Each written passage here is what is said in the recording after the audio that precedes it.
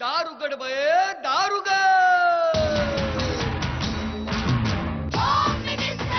कोणाला बघ, शाळेला उशीर होतो.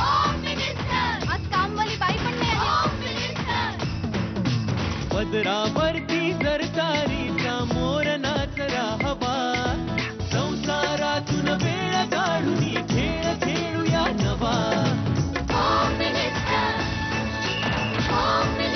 मांजकर पैठणी घेऊन आला. बहिणी उघडताना जा.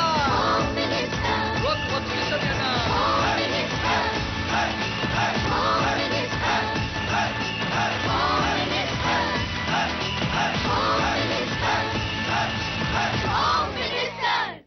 नमस्कार.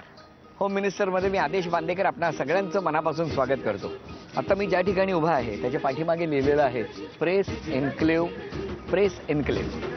आता ही प्रेस एन्क्लेव्ह आश्रय म्हणजे नेमकं काय आहे? प्रेस म्हणजे प्रिंट, प्रेस म्हणजे मीडिया, प्रेस म्हणजे पत्रकार.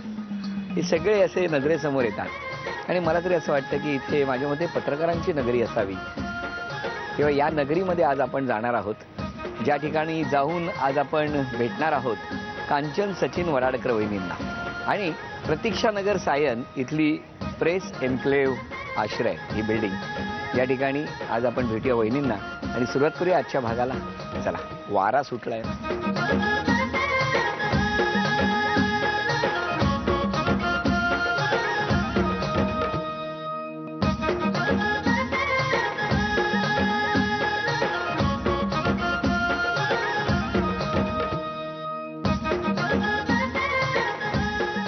संध्याकाळी 9 वाजता फोन सुरू झाला, दुसऱ्या पहाटे दिवशीचा. 5 म्हणजे 5 आणि 3 8 तास तुम्ही फोनवर बोललेले आहात.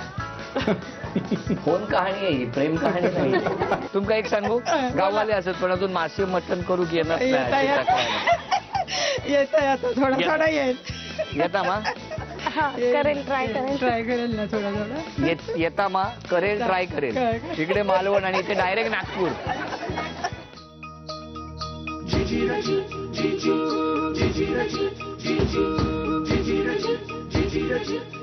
बरं, घ्या उखाणा घ्या. रुसलेल्या राधेला कृष्ण म्हणतो हास, सचिन रावांचं नाव घेते आदेश भाऊजी तुमच्यासाठी खास. धन्यवाद. बरं, आता द्या ओळख करून सगळ्यांची. हे हजबंड, नमस्कार. सासूबाई, नमस्कार. या काकी आणि नमस्कार. माझी ताई नमस्कार. आणि माझी पुतणी बस. आदिती आणि तो पुतण्या आणि तो मुलगा आणि बस. सगळे फ्रेंड सर्कल. Okay okay. नमस्कार सगळ्यांना. चला, बरं, मला एक तुम्हाला विचारायचं, हे प्रेस एन्क्लेव्ह आश्रय असं जे म्हणतात म्हणजे काय हो? कारण सगळे प्रेस मेंबर्स आहेत म्हणून. म्हटलं ना, म्हणजे माझा अंदाज बरोबर ठरला. तसाच असणार असं मला वाटलेलंच होतं. जो अंदाज मी व्यक्त केला तो अगदी खरा ठरलेला आहे. तेव्हा आता बघूया आजच्या भागात गप्पा कशा रंगतात. झी मराठीवर हा महिलांसाठी उत्तम शो आहे आणि यातले खेळ मला फारच आवडतात आणि ह्यावेळेसची पैठणी मीच घेऊन जाणार. मी नेहमीच होम मिनिस्टर बघते आणि आज मला ती संधी आली आहे तर मी नक्कीच पैठणी जिंकणार. नमस्कार. कुठलं माहेर तुमचं? नागपूर. नागपूरला कोण कोण घरी? नागपूरला आई, बाबा, काका, काकू. मग आई बाबा काय करायचे? त्यांचा बिझनेस आहे, फार्मसी आहे आणि शेती पण आहे. फार्मसी आणि शेती. हां. आणि मग तुम्ही एकदम असं चित्रकला महाविद्यालय वगैरे ते कसं काय? ऍक्च्युली ड्रॉइंग आईचं पण चांगलं आहे हां. आणि तेच मुळात आमच्यामध्ये पण तिघा बहीण भावांचं पण ड्रॉइंग चांगलं आहे. कसं काय? काय माहिती नाही, पण लहानपणापासून आवड तिघांना. तिघांना पण? हां, पण मी फक्त या फील्डमध्ये आले आणि भाऊ इंजिनियर झाला आणि ताई तिने आता BEd केलंय. पण तुम्ही काय म्हणजे काय करता तुम्ही? मी इलस्ट्रेटर. म्हणजे काय असतं ते? म्हणजे स्टोरी किंवा जे आर्टिकल्स असतात ते नरेट करायचं चित्रात? On paper. हां. बर, मग सगळं बालपण तुमचं छान गेलं, हां. कॉलेजही छान झालं. हां. मिस्टरांचं कॉलेज कुठलं? JJ school of art. ते पण आर्ट? हां, ते पण इलस्ट्रेटर. कसे काय ते? त्यांना आधी बोलवा तुम्ही, त्याशिवाय काही सुरू नाही होणार. अहो. अरे बापरे, या. नमस्कार. अहो वगैरे म्हटल्यावरती कसं? नाही तसं काही अहो नाही बोला. अरे तुरेच असतो आमचा. पण आज एकदम वेगळं नाही का वाटलं तुम्हाला? नाही, तुमच्या अहो मध्ये त्यांचे जे एक्सप्रेशन्स होते ना ते बघण्यासारखे होते. तुमचं बालपण कुठलं? मी मुंबईत असतो. मुंबईत कुठे? मुंबईला आम्ही सुरुवातीला भांडुपला राहायचो. भांडुपनंतर मग मोठ्या मने ठाण्याला घेतलेला फ्लॅट चंदने कोळीवाडा. मग तिथे आम्ही 2 वर्ष होतो. 3 वर्ष. ठरवा काय ते मी जाऊन येऊ का? 3 वर्ष. मग 3 वर्ष होता. हो आणि पुढे? त्याच्यानंतर मग इथे आलो आम्ही. नाही पण 3 वर्षात तुम्ही लग्न करून नंतर इकडे आला. लग्न करून आलो पण इथे. त्याच्या आधी ओळख कशी तुमची? दोघे चित्रकलेशी संबंध? मी टाइम्स ऑफ इंडियामध्ये ॲज अ इलस्ट्रेटर आहे. तर आमच्याकडे माझे बॉस मदन पाटील यांनी इंटर्नशिपसाठी फक्त आमच्या डिपार्टमेंटमध्ये ठेवलेले. असे काही इंटर्नशिपला घ्यायचे न्यू स्टुडंट्स वगैरे. बर. तर ही असे नागपूरवरून इथे कुठल्या सरांथ्रू आलेले ते आमच्या इथे. तर माझ्या बॉसने माझ्याकडे हिला ट्रेनिंगला ठेवलेलं. इंटर्न होते मी तिकडे. छान ट्रेनिंग दिलं तुम्ही. मग पुढे? तर सुरुवातीला ती 1 महिना होते इंटर्नशिपला. आणि त्याच्यानंतर मग ती मास्टर्स करायला परत निघून गेली. आणि आफ्टर 1 इयर ते मास्टर कम्प्लीट झाल्यावर त्यांनी परत फोन करून विचारलेलं की म्हणजे तेव्हा आमचा कॉन्टॅक्ट असा होता ॲज अ फ्रेंड्स. मग त्यावेळी तिने विचारलं की मी आता पुढे काय करू, म्हणजे कसं ॲज अ फील्डमध्ये जॉब कसा करायचा. तर मी परत बॉसनं वगैरे विचारलेलं की परत इंटर्नशिपला मिळेल का तिला. तर त्यावेळी ते हो बोलले. मग हिला सांगितलं की तू परत एकदा इथे कम्प्लीट इंटर्नशिप कर. 4 मंथ्सची असते आमच्या इथे. त्याच्यानंतर मग पाहू आपण जॉबचं. मग ती परत इंटर्नशिपला आली. आणि 2-3 महिने इंटर्नशिपनंतरच तिला युवामध्ये कॉल आला जॉबला. मग युवामध्ये गेली. आणि ती जॉब तिथे गेल्यानंतर मग थोडंफार फिलिंग्स तयार झालेल्या. हो का? युवामध्ये गेल्यानंतर हो. असं वाटायला लागलं की काय इंटर्नशिप तो पण- संपली. पण ह्याचा स्वभाव मदत करणार आहे का? हो खूप. हा? सर्वांना अगदी. सर्वांना म्हणजे? सगळ्या फ्रेंड्सला अगदी जॉब लावण्यापासून तर कोणी समजा ग्रॅज्युएशन कम्प्लीट केलं नसेल तर त्याच्या अगदी मागे लागून कम्प्लीट करून घेतलं काही मित्रांकडून. खूप मागे लागतात. भरपूर. तुमच्या लागले होते? हो मला पण सारखं स्केचिंग कर पेन्सिल हातात घे असं जरा फोर्स असतो. चांगला फोर्स असतो पण मला खूप बऱ्याच रिस्पॉन्सिबिलिटीज आहेत त्यामुळे जरा दुर्लक्ष होतंय. आताच नाही विचारत आहे मी, पूर्वीचं विचारतो. हा पूर्वी पण. काय खूप मागे लागायचे? हा म्हणजे माझ्या वर्कसाठी. कशासाठी असेल पण त्या मागे लागल्यामुळे केवढा फायदा झाला बघितलं का? हो. पण मग कधी एकमेकांना प्रपोज केलं? प्रपोज जे 16 ऑगस्ट. 16 बरं तारखा लक्षात ठेवल्यात. तसं काय? 2007 ना. 2008. तुम्ही सगळं विसरलाय. कळलं का? हा तेच ना. हा, आधी सगळं लक्षात होतं लक्षात त्यांच्या. राहायचं. आता सगळं विसरताय तुम्ही. काय झालं? कुठे प्रपोज केलंय? फोनवरच. मी नागपूरला होते आणि हे मुंबईला. मग प्रपोज करायला जवळजवळ आमचा 24 म्हणजे तास गेले. 24 तास? म्हणजे मी रात्री 9 वाजता कॉल केलेला. तो सकाळी 5 वाजेपर्यंत कॉल आमचा चालूच होता. ठीक बोलत होतो मी फोनवर.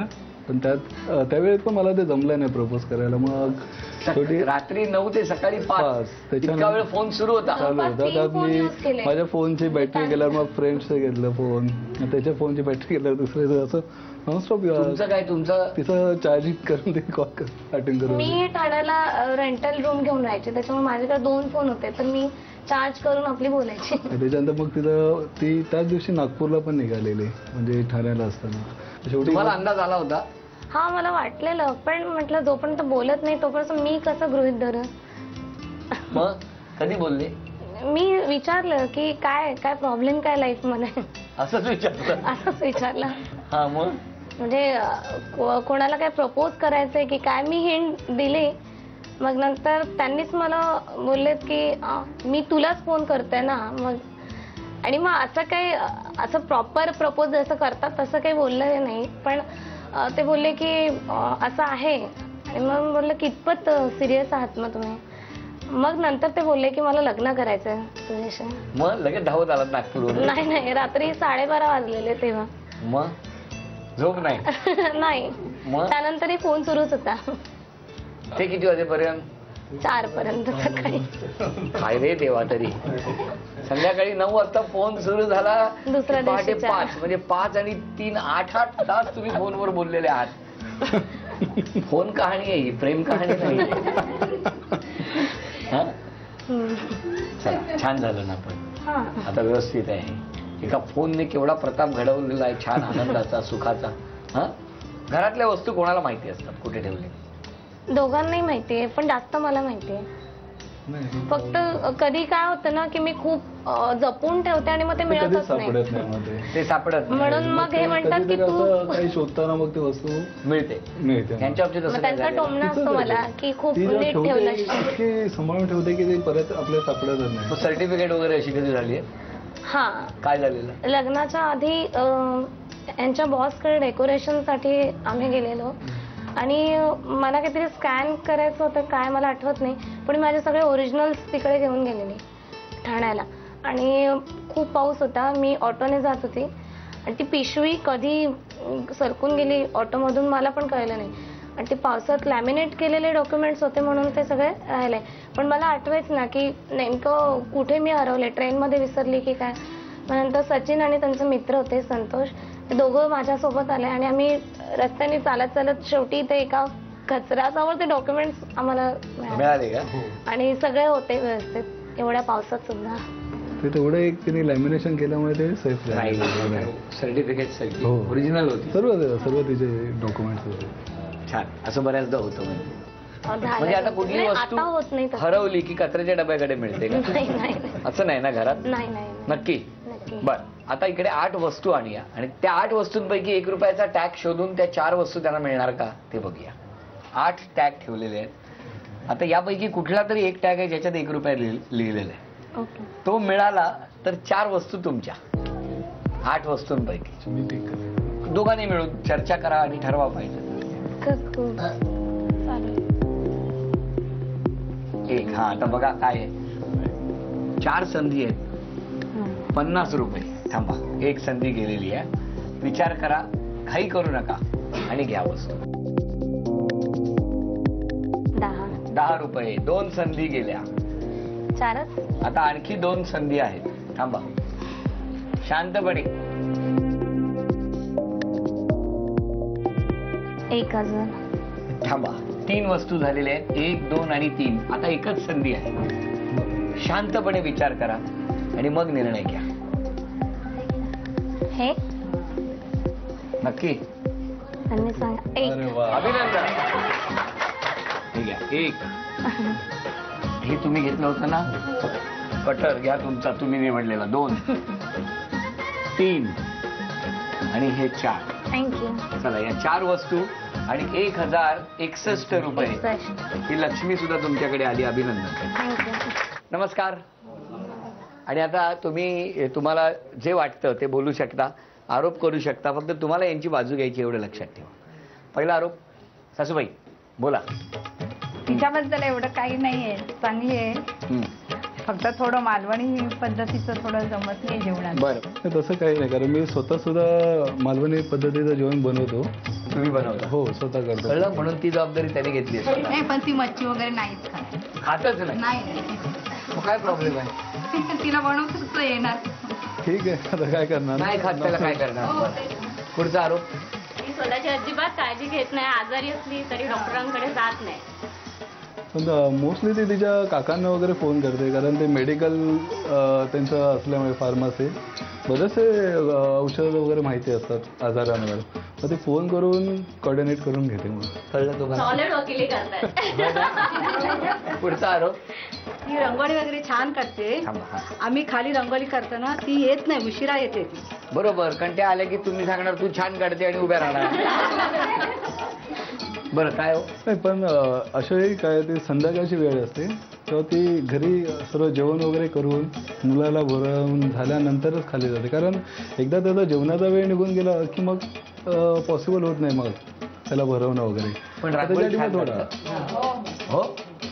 आणखी कोणाला काय सांगायचं? काय नाही, त्याचं खूपच छान आहे. स्वभाव पण खूप सुंदर आहे त्यांचा.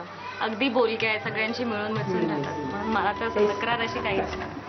शेजाऱ्यांची तक्रार काय? तक्रार नाही, काही नाही. चांगला स्वभाव आहे, बोलणं बिलणं चांगलं आहे. बोलणं चांगलं आहे. मस्त. तुझं काय म्हणणं आहे? आहे, सगळ्याची हौस आहे तिला हं.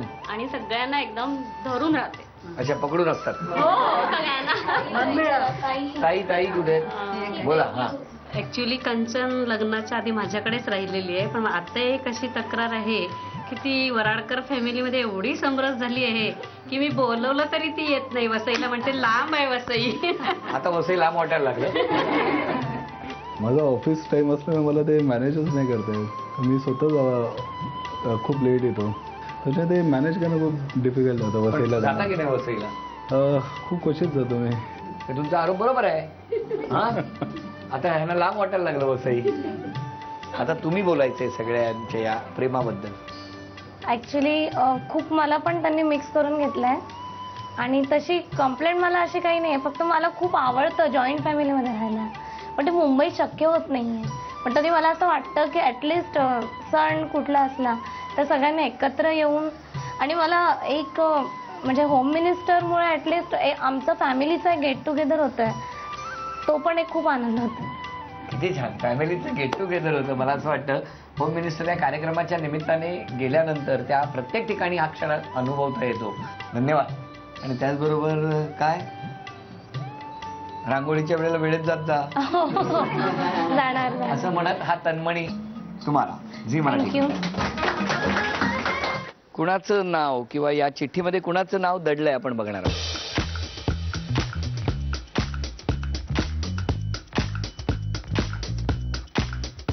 हे नाव मंगला चव्हाण. आजी आजी या आजी आजी आजी या आजी. किती छान फोटो आहे माझा. किती छान. आधी आशीर्वाद दे. आजी तुमचं आज नाव येईल असं वाटलं होतं का? नाही नाही ना? पण आम्हाला खूप आनंद झाला. आनंद. तुम्ही राहता कुठे?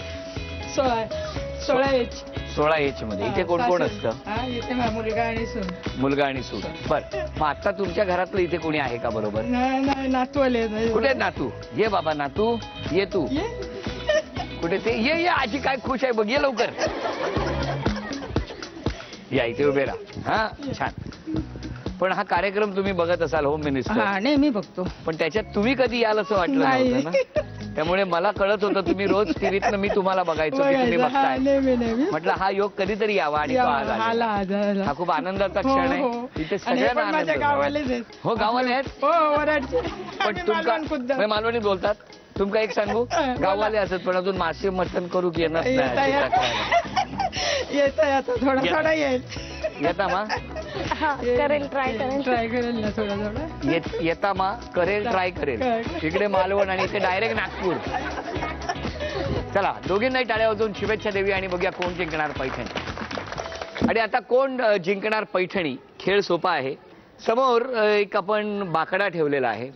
बाकड्याला 1 2 3 4 खूर आहेत, म्हणजे एकूण 8 खूर. आणि प्रत्येक चौकोनातून हा चेंडू पार करायचा आहे. लक्षात ठेवा इथून चेंडू हा टाकल्यानंतर जर पहिल्या म्हणजे मी ज्या बाजूला उभा आहे त्या दिशेने असणाऱ्या पहिल्या चौकोनातून बाहेर पडला तर 1 गुण, दुसरा टप्पा पार केला तर 2, तिसरा टप्पा पार केला तर 3 आणि अगदी थेट 2 खुरांच्या मधून अगदी शेवटपर्यंत हा चेंडू गेला तर 4 गुण. अशा तऱ्हेने दोघींनाही 10-10 संधी. दोघींपैकी ज्यांची गुणसंख्या जास्त होणार त्या ठरणार आजच्या भागातल्या होम मिनिस्टर, ज्यांना मिळणार आहे पैठणी. 1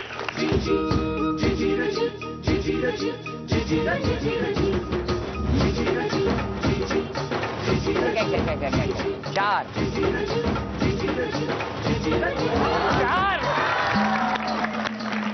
आजीनी पहिल्या 4 संधी होती त्याच्यामध्ये अंदाज घेतला आणि डायरेक्ट चौकार मारला.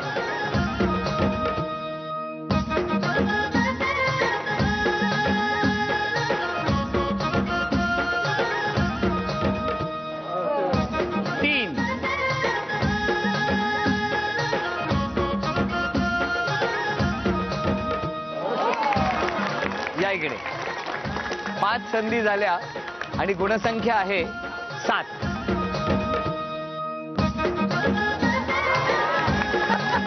7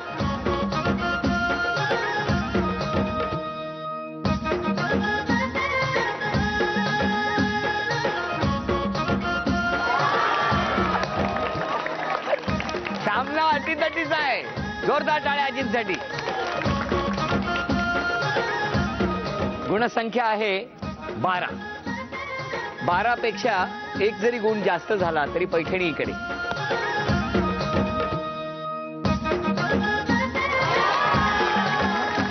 अकरा. अजून 2 गुणांची आवश्यकता. चला आणखी 3 संधी आहेत. 11 आणि 12 2 गुण पाहिजेत.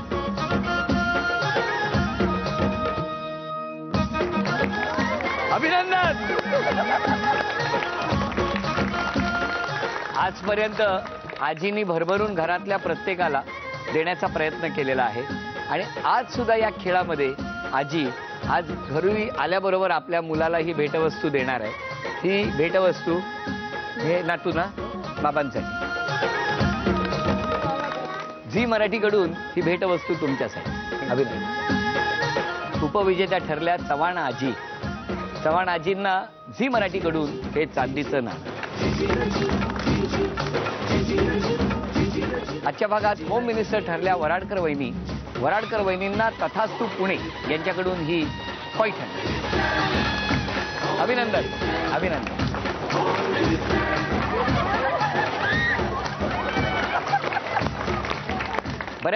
बऱ्याचशा गोष्टी तुमच्यापर्यंत पोहोचत नाहीत, पण मी इथे जवळ असल्यामुळे माझ्या कानावरती नक्की आदळतात. सगळ्यांनी इकडनं आरडाओरड केला, उचला उचला उचला. त्यांच्या चेहऱ्यावरचे एक्सप्रेशन्स म्हणजे हावभाव आणि त्याचबरोबर त्यांच्या मनातलं वाक्य इथे ऐकू आलं. ते हळूच ते पुटपुटले, अरे देवा आता कसं उचलू. होम मिनिस्टरचा अत्यंत उत्साहामध्ये आनंदामध्ये रंगलेला हा आजचा प्रेस एन्क्लेव्ह सायनमधला आजचा भाग इथेच संपतो आहे. पुन्हा भेटूया अशीच एक पैठणी घेऊन होम मिनिस्टरच्या पुढच्या भागात. नमस्कार.